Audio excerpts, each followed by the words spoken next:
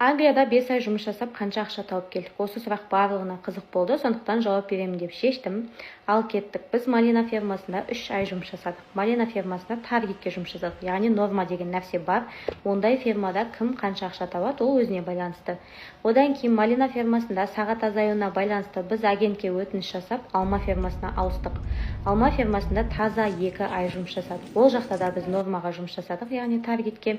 Ол жақта да біріншіден өзіңе, екіншіден командаңа байланысты қанша ақша табатының. Енді табыстан бұрын шығынды айтып кетейін. Біздің жалпы балаларға үйге жіберген ақшамыз 1,280,000 теңгедей.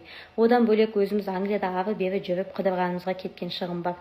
Жалпы таза күйеуім екеуміздің, яғни 2 адамның қолымызға ұстап келген ақшамыз менің шотымда 2970 фунт, күйеуімнің шотында 7563 фунт және Каспиімізде 6 миллион. Осыны теңгеге айналдырғанда шамамен 13,370,000 теңгедей болады. Бұл біздің таза қолымызға ұстап келген ақша. Жалпы Англияда әркім әртүрлі ақша табады. Кейбіреу 5 айда бұдан да көп табуы мүмкін, кейбіреу 5 айда бұдан аз табуы мүмкін. Біріншіден ол қандай фермада жұмыс жасады соған байланысты, екіншіден адамның өзіне байланысты. Кім қанша ақша тауып келсе де, оның артында үлкен еңбек жатыр. Осы жылы біз баратын кезде 5 айға бара жатқанымызды білдік. Осы жылы 10 миллион тауып келсек екен, шығыннан бөлек деп ниеттенген болатынбыз. Шүкір ниеттенгенімізден де көп таптық. Осы жылы өте жақсы болды.